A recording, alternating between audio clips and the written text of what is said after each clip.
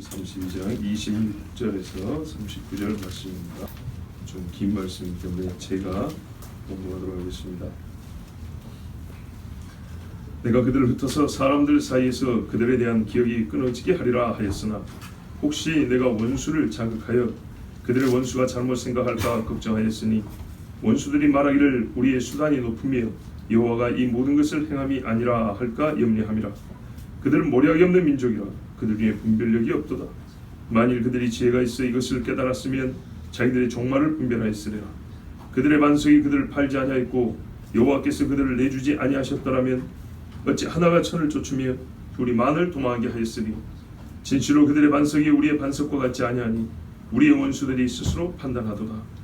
이는 그들의 포도나무는 소돔의 포도나무요 고모라의 밭의 소산이라. 그들의 포도는 독이 든 포도이니 그 송이는 쓰며 그들의 포도주는 뱀의 독이요 독사의 맹독이라. 이것이 내게 쌓여있고 내 곳간에 봉하여 있지 아니한가. 그들이 실족할 그때 내가 보복하리라. 그들의 환난 날에 가까우니 그들에게 닥칠 그 일이 속히 오리로다. 참으로 여호와께서 자기 백성을 판단하시고 그 종들을 불쌍히 여기시리니 곧 그들의 무력함과 갇힌 자나 노인자가 없음을 보시는 때로다. 또한 그가 말씀하시기를 그들의 신들이 어디 있으며 그들이 피하던 반석이 어디 있느냐. 그들의 재물의 기름을 먹고 그들의 전제 재물인 포도주를 마시던 자들이 일어나 너희를 돕게 하고 너희를 위해 피난처가 되게 하라. 이제는 나 곧 내가 그인 줄 알라. 나 외에는 신이 없도다. 나는 죽이기도 하며 살리기도 하며 상하기도 하며 낳기도 하나니 내 손에서 능히 빼앗을 자가 없도다. 아멘. 자, 오늘 본문은 상당히 깁니다. 그렇죠? 그리고 여러분 알쏭달쏭한 본문이죠. 무슨 말이냐면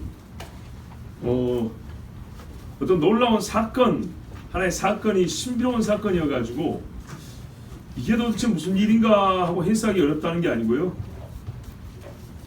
딱 보면 이스라엘이 하나님 앞에 범죄하여서 벌을 받는다는 얘기고, 마지막에 이스라엘을 구원하고 이스라엘 친원수들을 하나님 원수가 갚아준다는 단순한 논리 같은데, 이게 계속 지금 열 몇 절을 읽다 보니까 이 단순한 이야기가 사실 읽는 동안에 잡혀야 되는데 안 잡힙니다. 그죠? 눈에도 안 들어오고 마음으로 잘 안 들어오죠. 왜 그러냐면 그 이유 중에 하나면 자꾸 그들이 반복되기 때문입니다.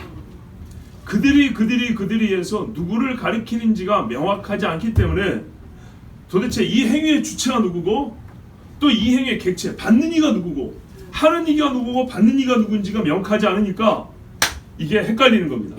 아무리 이야기가 길어도 말입니다. 쉽게 말해서 저 있잖아요. 인관이가 미호기를 만났는데 이렇게 미호기가 인관이한테, 인관이가 미호기한테, 이렇게 인관이가 미호기한테 이렇게 하면 별로 안 어렵거든요. 근데 그가 그에게 이러면요, 처음에는 이해하는데 뒤로 갈수록 헷갈리거든요. 중간에 사건이 한가 보세요. 이리 가다가 한번 다른 이야기가 중간에 끼는 이야기 있죠. 우리가 이야기 잘 하다가 마침 생각난 김에 한번 얘기할게 하고 다른 얘기 중간에 끼죠. 중간에 끼인데 그때 그 해버리면 언제 다시 돌아왔는지, 이게 처음 이야기인지 중간에 낀 이야기가 계속되는지 알 수가 없어요.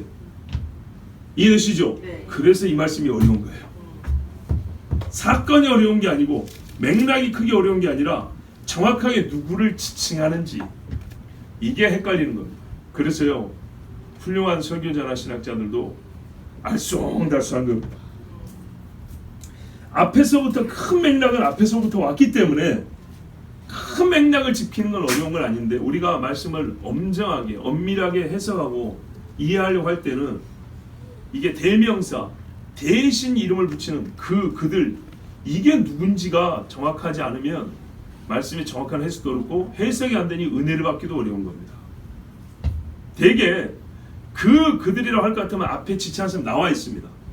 그러면 1차적으로 여러분 이 본문에서 그들하면 누구를 가리키는 말일까요? 이스라엘이죠. 그렇죠? 지금 이스라엘에 대한 노래를 하고 있어요. 이스라엘에 대한 예언을 주고 있어요. 그리고 지금 이때쯤 되면 장래에 너희가 가나안에 들어가서 지을 죄에 대하여 그 이야기 좀 하고 있어요. 그리고 그 죄를 하나님이 심판하는 이야기하고 있는 맥락이기 때문에 그들하면 1차적으로 이스라엘을 가리킨다고 우리가 다 할 수 있죠. 저 앞에 보십시오. 저 앞에 20절, 21절 보면 여기 그들 나오죠. 또 그가 말씀하실 내가 내 얼굴을 그들에서 숨겨 그들의 종말의 엿담을 보내니 그들은 심히 패역한 세대의 진실 없는 자녀이미로다. 21절 그들이 하나님이 아닌 것으로 내 질투를 일으키며 험한 것으로 내 진노를 일으켰나니 나도 백성이 아닌 자로 그들에게 시기가 나게 하며 어리석은 민족으로 그들의 분노를 일으키로다. 여기서 그들 명확히 이스라엘이죠. 그렇죠? 내 백성이 아닌 자들로 그들의 시기를 일으킨다 했으니까 그들은 내 백성이잖아요. 이스라엘이죠. 자, 이렇게 내놓기 때문에 1차적으로 오늘 본문에서 그들도 이스라엘을 가리킨다는 걸 알 수가 있어요. 근데 중간에 원수라고 불리는 사람들이 끼듭니다. 그리고 이어서 또 그냥 그들 해버립니다. 그러면은 원수에게는 부정적인 이야기만 하다가 이스라엘은 긍정적인 면에 있으면 뒤에 나오는 그들이 부정적이면 원수 이야기고 긍정적이면 이스라엘 얘기구나 이렇게 알겠는데 지금 이스라엘에 대해서 부정적인 이야기를 하고 있는 중이었단 말이에요. 그리고 원수에게도 부정적인 얘기를 하고 있어요. 그러니까 둘 다 부정적인 이야기가 이어지는데 그들 해버리고 앞에 이스라엘로 내려다가 중간에 원수가 끼어들어 놓으니까 이스라엘을 그들아 부르다가 원수가 끼어든 다음에 또 그들이라고 부르고 둘 다 부정적인 이야기가 내려오니까 이 후면에 그들은 도대체 누구냐? 이게 헷갈리는 겁니다. 그래서 여러분 이야기를 읽는데 얼른 이게 읽는 족족 들어와야 될 말씀인데 쉽게 우리 귀에 안 들어왔던 겁니다. 자, 그러면 어떻게 해석할 거냐? 자, 보세요. 여기 그들은 이스라엘입니다. 좀 가다가 여기서는 그들이 원수들입니다. 여기서는 이스라엘 수도 있고 원수들일 수도 있습니다. 각 절마다 이리 왔다 저리 갔다 이리 왔다 저리 갔다 하면 여러분 어떻게 했어요? 굉장히 혼란스럽겠죠. 혼란을 피하기 위해서 말도 안 되는 설교를 하면 안 되지만 제가 이거를 정확하게 이리 왔다 저리 갔다 하면서 정확하게 가려낼 능력이 제가 없어요. 저도 아무리 보고 해석을 해도 이게 이절의 그들은 누구고 이절의 그들은 저들이라는 게 명확하게 구분이 안 돼요. 이왕이면 이쪽인 게 나은 것 같고 이쪽이 좀 더 가능성이 높은 것 같은데 그런다고 저쪽이 아니냐? 그것도 아닌 거예요. 그래서 그러면 다른 훌륭한 분들은 어떻게 하냐? 피차 일반이더라고요. 그래서 한절을 보고 이 경우일 때는 이렇게 해석할 거고 저 경우일 때는 이 단순한 이야기가 이렇게 어려웠나? 그래서 어떤 사람은 뭐라는지 알아요? 일부러 하나님이 그렇게 말씀했다고 그러는 거예요. 그래야 둘 쪽 다 적용을 할 수 있도록. 그것 가끔 그런 구절도 있거든요. 그런 말씀이 없지 아니하기 때문에 그럴 수도 있겠다. 자, 그래서요. 전하기는 해야겠는데 이래도 저래도 어떤 방법과 어떤 형식을 취해도 제가 정확하게 여러분에게 전할 솔직히 자신이 없는 거로 최선을 다하지만 이왕이면은 여러분에게 혼란이라도 더 내야 되겠다. 그래야 뭔가 설교의 효과, 즉 하나라도 잡히는 게 있을 거 아닙니까? 그냥 왔다 갔다 하면 잡히는 거 하나도 없이 시간만 가버린단 말이죠. 그래서 명확하게 구분을 할 자신이 없다면 그 안에서 최선을 다하되 여러분에게 혼란을 좀 줄이는 방식으로 증가되겠다 해서 오늘 두 번 나누는데요. 본문이 길기도 하지만 첫 번째는 이리 왔다 저리 갔다 안 하기 위해서 일관성 있게 그들은 이스라엘로 읽어버린 겁니다. 아시겠죠? 그리고 중간에 원수들이 나오죠. 오후 설교는 중간에 원수들이 나올 때부터 맨 끝에 명확하게 다시 이스라엘로 돌아왔구나라고 그 갈림길이 명확하게 눈에 보이기 전까지는 중간에 그들은 원수들을 읽어버린 겁니다. 그러면 혼란을 줄일 수 있죠. 그리고 이렇게 두 개 다 들으면 여러분이 들은 다음에 종합하여 이해하면 조금 더 이 말씀의 본뜻을 헤아리기가 쉽고 도움이 될 거라고 생각합니다. 그래서 오늘 첫 번째로 일관성 있게 이스라엘로 읽고 말씀을 여러분 해석하여 드리겠습니다. 본문이 길기 때문에 한 절 한 절 무슨 깊은 뜻이 아니고 정말 이 말씀 그대로 그냥 뜻이 뭔가만 이해만 해도 우리에게는 하나님이 크신 은혜를 주실 줄 믿습니다. 내가 그들을 흩어서 26절 보세요. 25절까지 하나님이 이제 이스라엘이 우상 숭배하고 범죄하기 때문에 친다는 겁니다. 치고 죽이고 그 다음에 끝이냐? 아니죠. 남은 건 집에 싸가야죠. 그런 것처럼 남은 자들은 흩어버린다고 했어요. 어디까지 흩으냐? 우리는요 인간의 기억이 끊어지게 흩어버린다고 했죠. 하나하나씩 흩어버리니까요 어디 몇 명 숨어 사는지 집단으로 숨어 살아야 그래도 저들이 유대인을 알 것인데 하나님께서 갈기갈기 찢어서 유대인인 것조차도 잊어버릴 정도로 그 유대 나라가 오랫동안 없어져서 이제 사람들 머릿속에는 이스라엘 또는 유대 국가라는 개념 자체가 사라질 정도까지 그렇게 한다는 겁니다. 전 세계로 흩은다는 얘기고 기간이 오래되게 한다는 겁니다. 실제로 그렇죠. 오죽 했으면 동남아에도 유대인들이 살고요, 한국에도 유대인이 산다고 그러잖아요. 아세요 여러분? 옛날에 말입니다. 하멜 표류기라고 아시죠? 네덜란드 선원들이 저기 검은동가 어디 표류해가지고 우리나라에서 몇 명 살았어요. 조선 여자들은 결혼하고 살았다고요. 그 유럽 사람 중에 유대인이 있어요. 놀랍죠? 우리나라도 조선시대에 유대인이 우리나라에 들어와서 한국 여자랑 결혼해서 혼혈족이 있다는 이야기가 지금 있습니다. 오래됐으니까 다 한국 사람한테 생겼겠죠. 그렇게 하나님은 흩으신다 했어요. 자, 27절 보세요. 자, 그렇게 해버리면 하나님이 아수를 쓰시고 바벨론 쓰시고 로마를 쓰시고 했지 않습니까? 원수가 오해한다는 거예요. 뭐라고 오해하냐? 우리가 손이 높고 우리가 힘이 세서 이랬다고. 원문은요, 손이 높다는 거예요. 자, 우상들 중에 이런 우상들이 있어요. 세상에 독재자들 중에도 이런 사람들이 있죠. 예, 애굽에도 이런 신이 있어요. 손 들고 있는 신.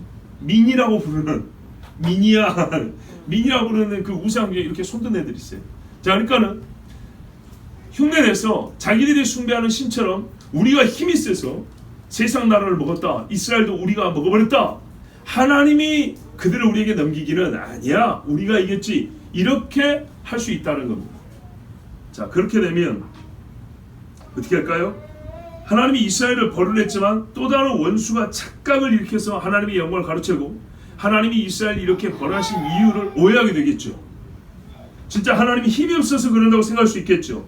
이 원수의 오만과 무지를 막고 이스라엘 사람들도 혹여라도 자기들이 왜 이렇게 버림을 받고 흩어졌는가에 대하여 하나님의 심판을 생각을 못하고 정말 우리가 정치적으로 군사적으로 약해서 그런가, 아니면 우리의 믿는 신 여호와가 약해서 그런가, 이렇게 오해할까 하나님이 염려라 그랬어요.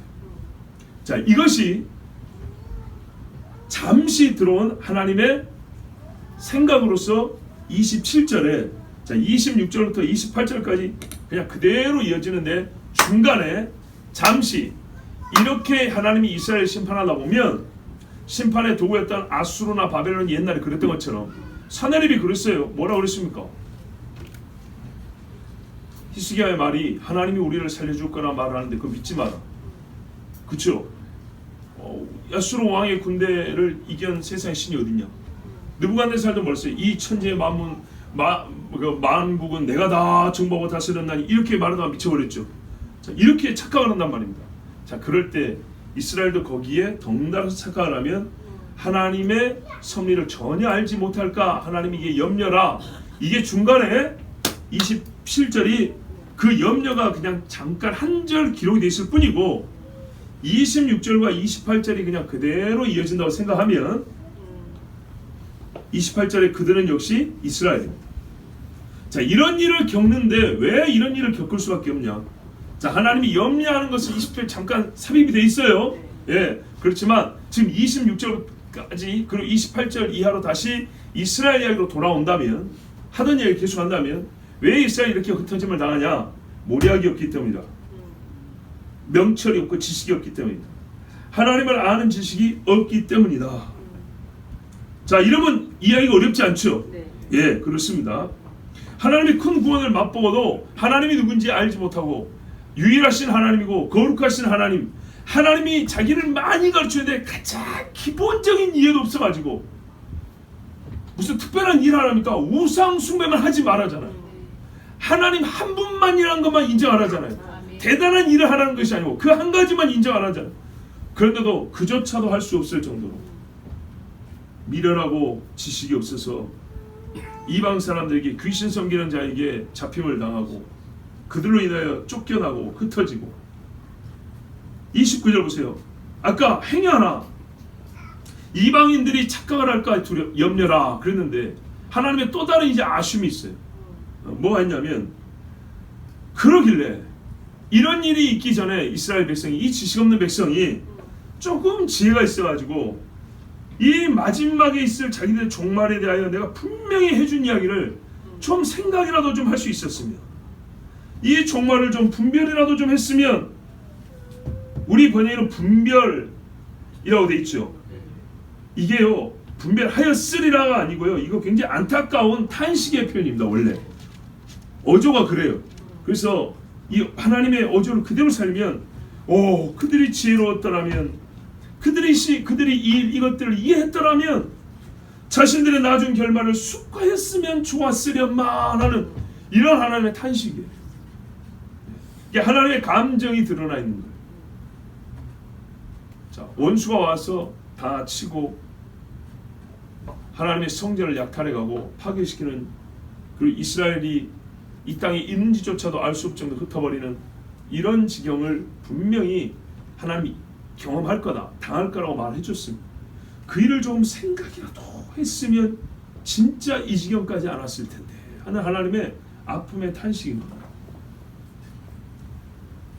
자, 그러면 이 사람들이 어떻게 줄이고 쇠약하며 질병에 걸리며 칼에 망하고 끌려가고 노인도 젖먹는 아이도 다 그렇게 죽임을 당했냐?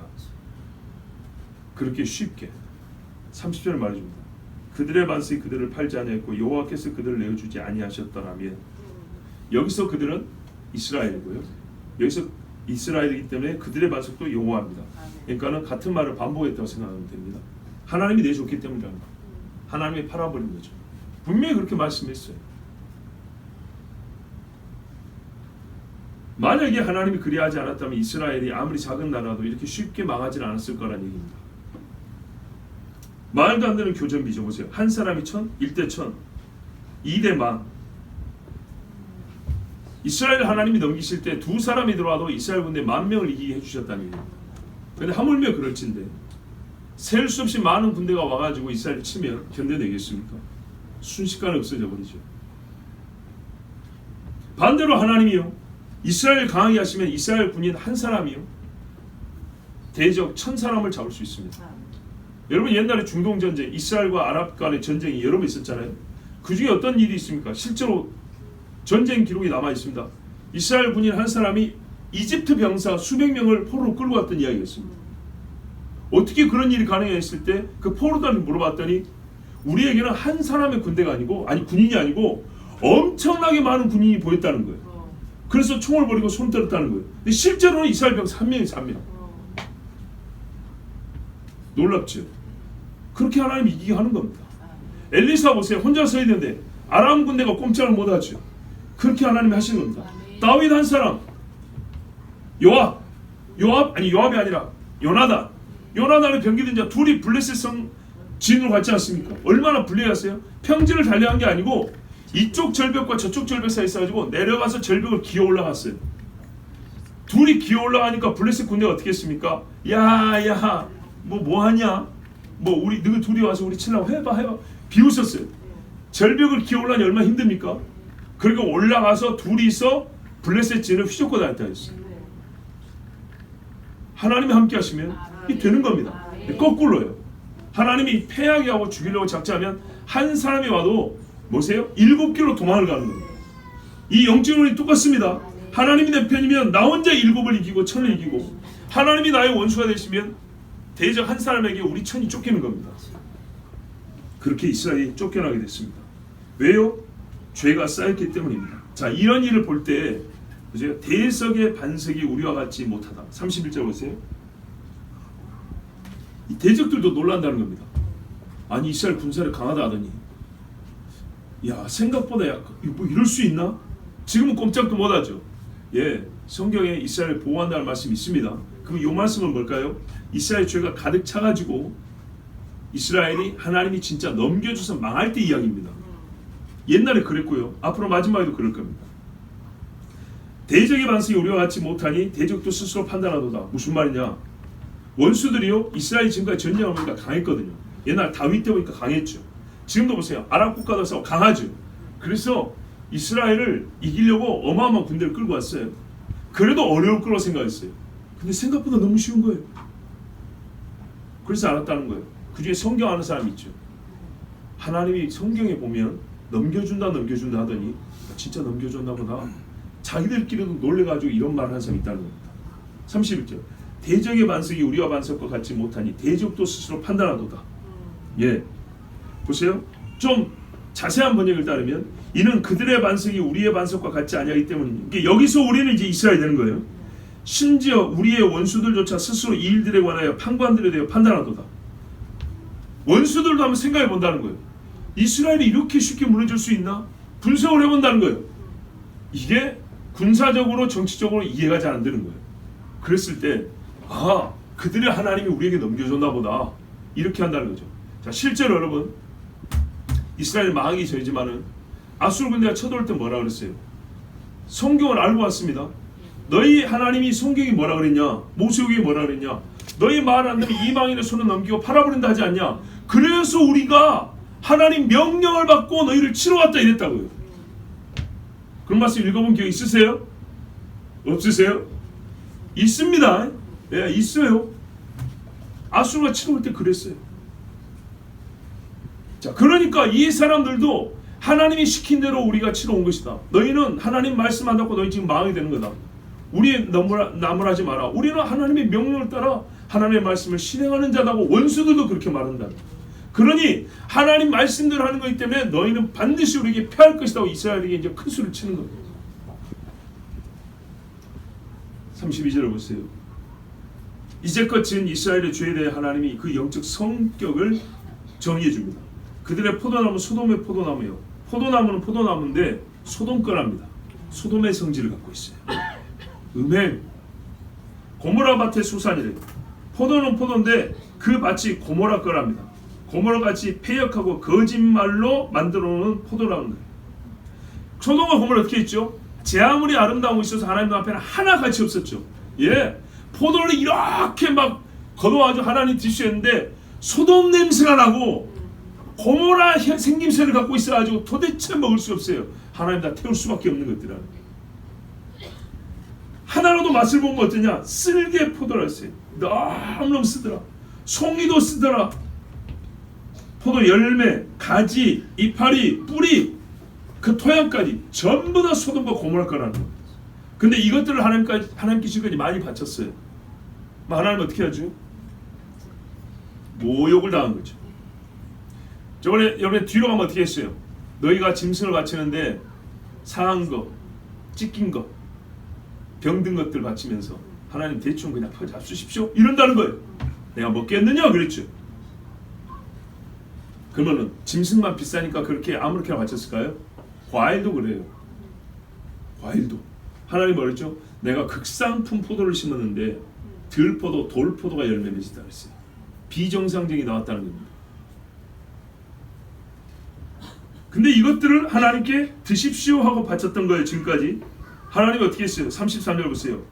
포도주가요, 즙이잖아요. 뱀 독을 컵에다가 모아놓은 것처럼 그런 거였다는 거예요. 너희 보기에는 참 맛이 없고 마실만하지 내 앞에는 그게 뭐냐면 뱀 독즙 모아놓은 거다. 독 모아놓은 거. 독사의 악독이라. 냄새 맡아도 독냄새가, 농약 냄새 같은 거 있죠? 이런 냄새.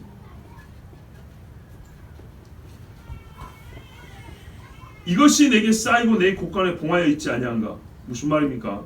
너희가 나보고 먹으라고 마시라고 그동안에 많이 바쳐서 내가 다 쌓아놨다.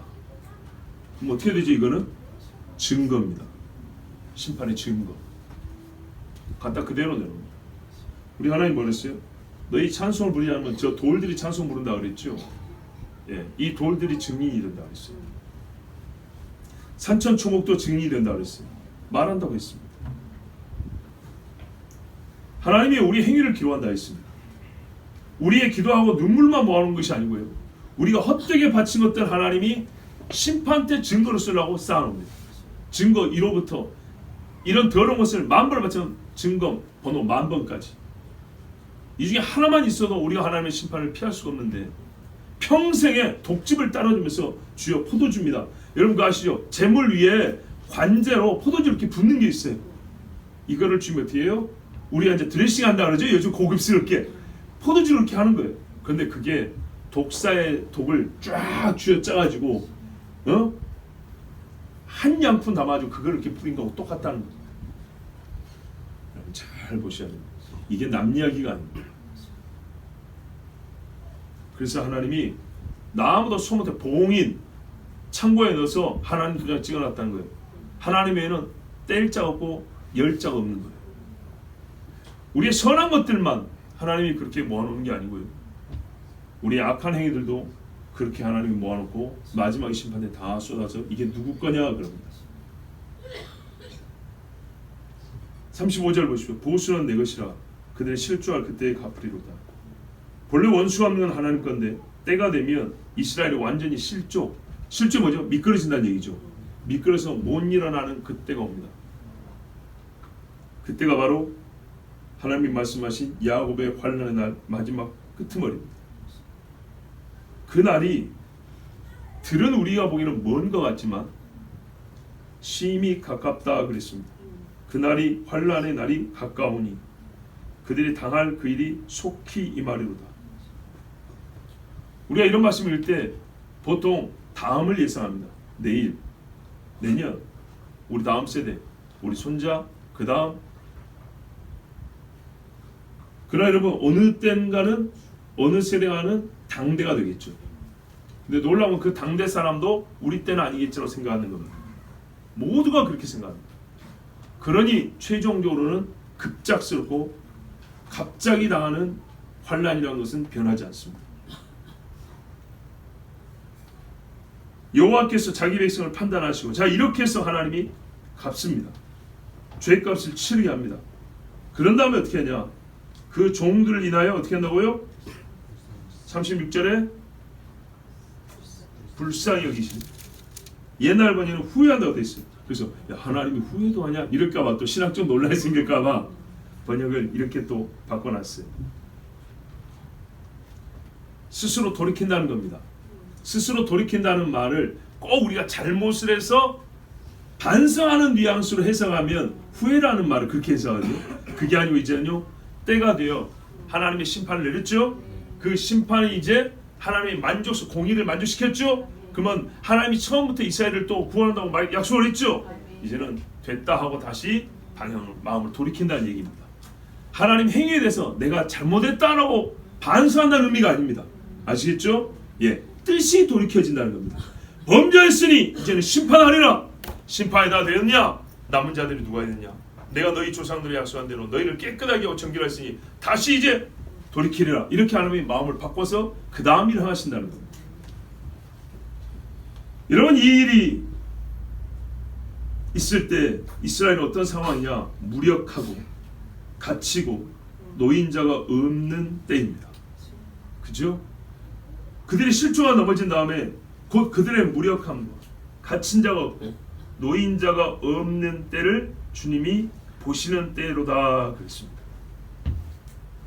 그럼 이때가 언제일까요? 이제 역사 중의 시기로 말하면 언제일까요, 여러분? 역사 중 시기로 말하면 바벨론 포로 때일까요? 1차적으로 그렇습니다. 1차적으로. 그래서 하나님 어떻게 해요? 고레스를 통하여 내 백성을 돌이키라 그랬죠. 아무도 이스라엘을 돌이킬 사람이 없어요. 도와줄 사람이 없어요. 근데 정말 여러분 그 한 사람이 말이죠. 이제 하나님이 방향을 바꾸시니까 그 한 사람이 수백만 옛날 인구지만 아마 페르시아 제국을 생각하면 수억 명이 됐을 겁니다. 그 수억 명의 사람들의 마음을 바꿔버립니다. 유대인들 손대지 말고 돌아가게. 예루살렘 성전 다시 짓게 하라. 그리고 뭐라 했어요? 조서에 세금 면해주고 국고에 올릴 세금을 지방세들 있죠. 지방에서 올라오는 세금 수도로 올리지 말고 이스라엘 지역 그 근처에 있는 관리들은 그 동네에서 나온 세금으로 이스라엘이 성전 짓는데 그 세금 쓰라고 그랬어요. 놀랍죠. 하나님이 이렇게 아무 도울 자가 없을 때 하나님께서 도우사 이스라엘이 다시 돌아오게 하십니다. 그런데 1차적으로 우리가 바벨론 포로에서 돌아올 때를 보면 이 말씀이 성취되는 때가 그때였구나 알 수 있지만요. 이보다 더 훗날을 이사야는 말하고 있습니다. 이사야 63장에 보면 뭐가 돼 있어요? 에돔에서 오며 홍해를 입고 보스에서 오는 자가 누구뇨? 그 화려한 누구? 여러분 참 이 말씀 제가 여러 번 반복해 드렸어요. 그는 아니 의를 많은 자요 구원하기에 능한 자니라. 어찌하여 내 의복이 붉으며 내 옷이 포도즙 틀을 밟는 자 같으뇨? 포도즙 틀 계시록이 나오죠. 하나님이 흰옷을 입고 이스라엘 쪽으로 오는데 옷이 뻘겋게 젖은 겁니다. 그래서 사람들이 묻습니다. 사람의 형상으로 오니까 너라고 부른 겁니다. 지금 예수님 이야기죠. 어찌하여 당신 옷이 그렇게 붉은가 했더니 만민 중에 나와 함께한 적 없이 내가 홀로 포도즙 틀을 밟았는데 내가 노함을 인하여 무리를 밟았고 분함을 인하여 짓밟았으므로 그들의 선혈이 내 옷에 뛰어 내 의복을 다 더럽혔음이니 이는 내 원수가 없는 날이 내 마음에 있고 내 구속할 해가 왔으나 내가 본즉 도와주는 자도 없고 붙들어주는 자도 없으므로 이상히 여겨 내 팔이 나를 구원하며 내 분이 나를 붙들었습니다. 아멘. 이스라엘을 돕는 자가 아무도 없고 이스라엘을 생각하는 자가 아무도 없는데 나는 그들과 약속한 게 있어. 그들을 살리고자 하여 나 혼자 싸웠다. 이렇게 우리 주님 말씀합니다. 그러니까 지금 이 신명기의 말씀이 훗날에 이사야를 통해서 반복이 되고요. 근데 이사야는 신명기는 장래 이야기인데 그 장래의 때를 더 정확히 짚어주는데 이사야는 어떻게 해요? 세상 끄트머리라고 말을 해주고 있습니다. 왜냐하면 이사야 40장부터는 바벨론으로서 돌아온 이로써 이스라엘의 마지막 이야기를 부분적으로 우리가 성취되는 것을 보여주지만 60장이 넘어가면 이스라엘의 진짜 끄트머리에 있을 회복을 말하고 있기 때문입니다. 그때 하나님이 이스라엘을 돌이키면서 다 그쳐 묻습니다. 몸만 돌아오면 되나요? 땅만 찾으면 되나요? 아니죠. 마음을 돌이켜야죠. 그래서 묻습니다. 여호와의 말씀에 이제 말씀을 하는 거예요. 역사를 변화시키면서 말씀을 하는 거예요. 그들의 신이 어디 있으며 그들의 피하던 반석이 어디 있느냐. 자, 이거 이제 일관성 있게 이스라엘을 본다 했죠. 너희가 옛날에 우리 지금 25절 이전에 보면 우상 숭배했다 그랬죠. 너희들이 신이라고 했던 것들 어디 갔냐? 과연 그것들이 너희를 복을 주고 살려주었느냐? 지금 누가 너희를 구원하고? 만약에 그 가짜 신들을 찾나면 내 뒤로 빠질 테니 그것들로 너희를 구원하게 하라. 여러분 양심 있고 눈이 있으면 뭐라고 할까요? 회개하고 하나님 잘못했습니다 해야겠죠. 여호와 외에는 나의 구원자가 없습니다 이래야겠죠. 하나님이 계속 말씀합니다. 그들의 희생의 고기를 먹던 것들, 전제의 술을 마시던 것들로 일어나서 너희를 돕게 하라. 그러니까 여기서 그들과 너희가 하나라고 할 수 있죠. 너희의 보장이 되게 하라. 너 고기 바쳤지, 떡 만들어 바치고 술 따라 바치고. 예레미야가 말했어요. 유대 땅에 보니까 각 집집마다 옥상이 있는데 옥상에 전부 다 하늘의 여신에게 상을 차려놨다 그랬어요. 여자들은 과자를 구웠다 그랬어요. 우리 제사상에 저부채 올려놓죠. 우리나라 사람들. 그런 것처럼 이스라엘 사람들은요 반죽해가지고 모양을 내가지고 찍어서 별 모양, 사람 모양 이렇게 모양을 만들어 과자를 만들어 그 올려놓고 술 따라하면서 하늘의 여신들의 비나이다 이렇게 절을 합니다. 제사장들은 태양 숭배하고. 자, 그것들 보고 너희를 돕게 하라. 너희의 보장이 되게 하라. 너희의 피난처가 되게 하라. 여러분 구원을 받는 순간에 이런 말씀 들으면 얼마나 부끄럽겠습니까? 그러나 여러분 이때 이런 말을 해야지 회개를 하지 않겠습니까? 그렇죠? 하나님 말씀합니다. 대답 못하죠. 유구무원이에요. 입이 있어도 말을 못하는 그때 하나님이 그들에게 있어야 할 대답을 가르쳐줍니다. 이제는 나고 내가 그인 줄 알라. 나와 함께하는 신이 없도다. 나는 죽이기도 하고 살리기도 하고 상하게도 하며 낫게도 하나니 내 손에서 능히 건질 자 없도다. 아멘. 그인 줄 알라. 이스라엘은요 여호와를 알게 됩니다. 어떻게 알아야 되냐? 어떻게 알아야 되냐고요? 역사를 통해서 지금 배웠죠. 역사를 통해서 배운다는 것은 여러분 한국식 표현으로 생사화복입니다. 그죠? 이제 이 본문을 하면 죽이기도 하고, 그렇죠? 그리고 뭡니까? 살리기도 하고. 여기에 생사가 있네요. 상하기도 하며 상이죠. 우리가 말 그대로 상해죠. 낫게도 치유, 치죠. 하나님이 고쳐주시는 거죠. 이 모든 일은 누가 하냐? 하나님이 하십니다. 그동안 몰랐냐? 전혀 몰랐냐? 아니죠. 외면하여 모르게 된 것입니다. 알았더라도 너무 적게 알았던 사실이었습니다. 이제는요 하나님이 죽이고 살리는 것이 전 세계적이고 사하고 고치는 것이 너무나 극적이기 때문에 아무리 무디인 사람이라 할지라도 모를 수가 없는 그런 일이 장래에 펼쳐집니다. 여러분 이사야서 강의를 마쳤습니다. 이사야서의 뒷부분의 몇 장 꼭 한번 들어보시기 바랍니다. 이 이야기가 확장형으로 훨씬 구체적으로 기록이 되어 있습니다. 그래서 오늘 이 말씀을 길게 전하지는 않습니다. 여러분, 우리가 기억할 것은 이 일이 다 이루어지고 있는 때를 살고 있다는 겁니다. 여러분, 이 말씀 자체는 언제 외쳐졌냐? 광야의 끄트머리, 아직 가나안도 들어가기 전입니다. 근데 우리 주님이 어떻게 모세라고 노래하겠죠? 가나안에 들어가서 너희가 여수르니 배부름으로 나를 걷어찼도다. 에서부터 시작해서, 아니 우리가 요단강 건너가면 그렇게 한다고요? 설마 우리가 광야에서 훈련 받았는데 반드시 너희는 그렇게 하리라. 그들이 수용하기 어려운 사실이었지만 역사는 하나님 말씀대로 펼쳐졌다는 걸 우리에게 보여줍니다.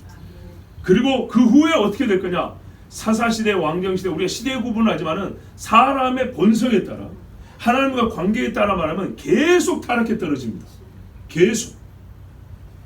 그리고 최후에 하나님께서 정말 이들을 사랑하고 언약을 맺었기 때문에 살리시는 방법으로 이렇게 불속에 담가버립니다. 그 이야기를 하고 오늘 마지막으로 무슨 말씀했냐? 그때가 되면 너희가 나를 알리라. 인간이 하나님을 알기가 얼마나 어려운지. 이 말씀은 그래서 이스라엘의 마지막을 계시한 겁니다. 하나님은 처음부터 마지막을 보이신 분이라고 그랬어요. 내가 처음부터 장래를 보이고 시작부터 끝을 보인이라고 그랬어요. 그래서 나만 신이고 나 외에는 신이 없다고 말씀했어요. 왜냐? 그렇게 할 수 있다는 건요, 지식의 문제가 아닙니다. 주권의 문제입니다. 장래에 무슨 일이 있으리라, 남이 하는 것을 맞추는 식으로 아는 것이 아니고요, 내가 할 것이기 때문에 내가 말할 수 있는 겁니다. 점쟁이가 점을 쳐서 조금 알아내는 것, 귀신이 사람보다 조금 더 멀리 보니까 알아내는 고작 그 정도가 아니고요, 하나님은 사람이 계산할 수 없는 먼 시간, 이렇게만 뭡니까? 얼마나 많은 사건들이 복합적으로 얽혀 있습니까? 지금 우리 그들만 왔다 갔다 해도 해석이 안 되는데, 인생사와 세계의 역사는요, 단편적으로 볼 수 있는 게 하나도 없습니다. 그런데 이 얽히고 섞인 일이, 경우의 수를 수학적으로 계산하면 동그라미 몇 개가 붙어질 줄 모르는 그런 일이, 그 말은요, 절대 예상이 안 된다는 얘기입니다. 예측할 수 없다는 얘기입니다. 그렇게 어려운 일을 하나님은요, 정확하게 짚어냈어요. 누군가는 이렇게 계산했어요. 수학자가 구약에 보면 예수님에 관한 예언들이 있죠. 예수님에 관한 예언에 이게 실행이 될 가능성을 말하자면, 미국의 어느 한 주, 제 기억은 텍사스주라고 같은데, 미국 사람이 책을 쓴 거니까 텍사스주에다가 동전을 한 무릎만큼 쌓아놓고 그 중에 하나 색칠해갖고 던져놓고 한 번에 찍는 확률이라고 했어요. 가능할까요? 어마어마하죠. 어마어마해요. 진화론자들이 확률적으로 택도 없는 이야기 하지 마세요. 수학적 확률이 물리적 실제화되는 건 완전 다른 이야기라니까요. 확률 10%만 해도 도박하는 사람이 어딨냐고요. 말도 안 되는 이야기입니다. 여러분, 한강에 100원짜리 하나 배 타고 가다 던졌어요. 그거를 잠수하고 한 마리 찾아오면 10억을 준다 했어요. 할 수 있겠습니까? 제가 옛날에 법학 배울 때 뭐라 하는지 아닙니까? 원천적 불능, 원시적 불능, 이런 계약은 처음부터 무효라고 했어요. 한강에 동전 하나 던져갖고 그걸 한번 잠수하고 건져 나오면은 얼마 주겠다, 이런 계약은 그건 처음부터 말이 안 되기 때문에 계약이 성립이 안 된대요. 하물며 그럴진데, 예수님에 관한 이야기가 한 나라의 땅덩어리에 동전을 이만큼 쌓아놓고 한 50cm 쌓아놓고 색칠해놓고 아무데나 던져놨는데 그걸 한 방에 줄 정도라면, 이거는 수학적으로 계산이 안 되는 거죠. 그렇죠. 완전한 지식을 갖고 계신 분, 역사를 자기 손에서 주장하고 다스리는 분이 아니면 이룰 수가 없는 일이야, 그 말입니다. 근데 이것은 이스라엘 역사를 보세요. 자, 처음부터 이렇게 된다 했죠. 가나안에 들어가고 여수린이 배부르면 여기서부터 대번에 알았어야 되는 거 아닙니까? 아, 우리가 그렇구나. 배부르니까 우리가 하나님을 걷어차는구나. 이 배부름을 유지시켜줄 가짜신, 배신, 시장에도 봤어요. 사람들이 자기 배를 섬기다 그랬죠. 아, 배신을 내가 지금 찾고 있구나. 이걸 알아야 되는데 아니라고 부르시겠어요. 분명히 말씀대로 역사가 펼쳐지고 내가 그리 하고 있는데도 내가 지금 여기에 해당 안 된다고. 이 시대는 내 시대가 아니라고. 이렇게 부인했어요. 그러다가 나중에 불 속에 들어가면요. 믿음이 아니고 하나님 앞에 남겨질 가치가 없는 것들은 다 태워져 없어진다 했습니다. 여호와를 알리라. 이사야 선지자가 여러 번 반복했습니다. 40장 이후에 이 말씀이 많이 나옵니다. 내 백성을 위로하라 했죠. 예. 이스라엘 회복 이야기가 40장 이후로 26장이 기록이 돼, 27장이 기록이 되는데 갈수록 끝을 향해 가고 있는데 하나님이 중간쯤 40장, 41장, 43장, 45장 이렇게 이어지면서 뭐라 했어요? 나는 여호와니 나 외에 다른 이가 없느니라. 나는 나의 찬송을 다른 이에게 주지 아니하리라. 내 영광을 다른 이와 나누지 아니하리라. 나는 숨어있으나 계시하는 하나님이고 어두운 데서 너희를 보고 나를 찾으라 한 적이 없습니다. 땅을 사람이 살지 못한 걸 만들지 아니하고 사람이 살 수 있는 곳으로 만들면서 내가 너에게 호흡을 주고 너희가 나를 찾을 수 있게 했다. 여러 번 말씀을 했어요. 근데 그게요 어느 때 줬다고요? 내 백성을 위로하라. 그 이후에 줬다고요. 그 전부터 알아야 되는데 실제적으로 인간은 언제쯤 그걸 깨닫기 시작하냐? 과학의 문제가 아니고 학문의 발전의 문제가 아니고요. 자기들이 어떻게 해요? 포로지에 들어간 후에요. 이스라엘이 포로 생활하고 하나님 앞에 정말 큰 매를 맞고 나서야 그때야 안다는 겁니다. 하나님 말씀 그대로입니다. 여러분 아까 말씀드린 대로 이 말씀을 깨닫게 되는 첫 번째 결정적 사건, 성취의 첫 번째 사건이 뭐냐면 고레스 때라 그랬죠. 그래서 고레스 사건 이후에 나는 여호와니 나 외에는 다른 이가 없느니라는 말씀이 이어지는 겁니다. 자, 그중 하나만 읽어주면 45장에 보면 이사야 45장에 보면 1절에 나 여호와는 나의 기름받은 고레스의 오른손을 잡고 열국을 그 앞에 항복하며 열왕의 허리를 풀며 그 성문을 그 앞에 열어서 닫지 못하게 하리라. 쭉 하죠. 그 다음에 뭐라 하냐? 내가 나의 종 야곱 나의 택한 이스라엘을 위하여 너를 지명하여 불렀나니. 고레스를 왜 불렀다고요? 이스라엘을 위하여 불렀다는 거예요. 그러면서 너는 나를 알지 못할지라도 나는 내게 칭호를 주었노라. 나는 여호와라 나 외에 다른 이가 없나니 나밖에 신이 없느니라. 고레스에게 이렇게 말씀하시고 너는 나를 알지 못할지라도 그러니까는 나는 네가 있기 전부터 너를 택하였고 있기 전부터 일을 계획했으니까 나는 내 띠를 돌릴 것이고 해 뜨는 곳에든지 지는 곳에든지 나밖에 다른 이가 없는 줄을 무리로 알게 하리라. 고레스로 알게 하고 고레스의 하나님 통하여 무리로 알게 한다 그랬어요. 나는 여호와라 다른 이가 없는 지금 몇 번 반복하고 있지? 나는 빛도 짓고 어둠도 창조하며 나는 평안도 짓고 환란도 창조하나니 나는 여호와라 이 모든 일을 행하는 자니라 하였노라. 아멘. 아멘. 이 모든 일을 맞추는 자가 아니고 행하는 자인 거예요. 아멘. 그래서 말씀해 주셨어요. 그 최종적으로 예루살렘이 적그리스도와 세상 만국의 에워싸여서 멸망을 눈앞에 두었을 때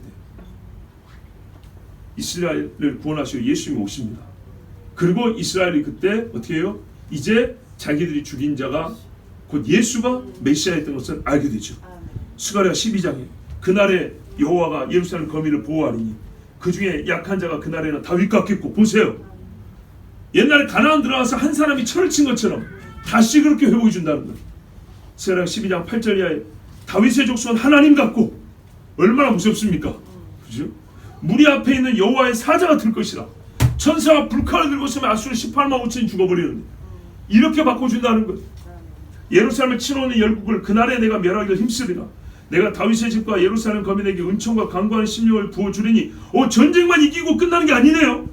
그들이 그 찌른 바 그를 바라보고 자 이렇게 구원해 주는데 예수님 눈에 보여버렸어요. 얼마나 미안하고 얼마나 참 염치가 없습니까? 그죠? 그를 위하여 애통하기를 독자를 위하여 애통하듯 하며 자 이래서요 할 수 있는 게 없어요. 하나님 통곡하는 겁니다. 잘못했습니다. 그를 위하여 통곡하기를 장자를 위하여 통곡하듯 하리로다. 아멘. 아멘. 오늘 말씀이 이후의 선지자들을 통하여 계속 반복되어 주어집니다.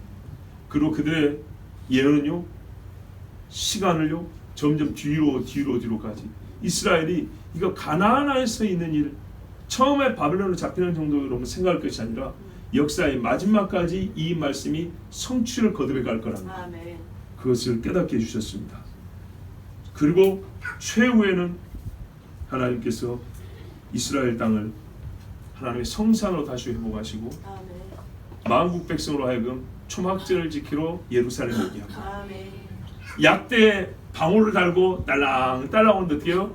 여호와께 성결이라 써가지고 오게 한다 했습니다.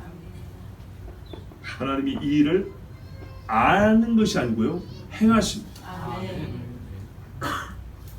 여러분, 그러므로 행하시는 여호와, 심판하시고 다시 살리시는 여호와, 우리를 복주시고 가르치시고 보존하시고 지키시는 여호와, 여러분 철저하게 신뢰하십시오.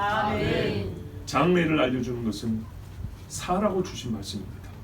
여호와 하나님이 누군지를 알라고 주신 말씀입니다. 하나님을 아는 자로 주님 앞에 갔을 때 나도 너를 아노라 칭함받는 우리 모두가 되길 바랍니다. 우리 함께 이 시간에 기도합시다. 하나님 감사합니다. 우리에게 말씀 주셨사오니 주여 우리의 눈이 어둡지 않게 하여 주시고 우리의 마음이 닫혀 있지 않게 하옵소서. 우둔하지 않게 하옵소서. 마음이 민첩한 다니엘과 같아서 하나님의 뜻을 들었사오니 이 마지막에 주여 이스라엘이라는 이를 보고 하나님의 시간표를 알게 하여 주시고 또한 우리에게 주신 모든 말씀이기도 하오니 주여 시대를 분별하며 나의 장래가 어떠할지를 주님 제발 그들의 생각이라도 하였으니 오늘부터 생각하며 미래 생각하며 주의 때를 준비하게 하여 주시옵소서. 우상을 숭배하지 않고 오직 여호와에는 신이 없는 줄 알게 하옵소서. 우리 주여 한번 기도합니다. 주여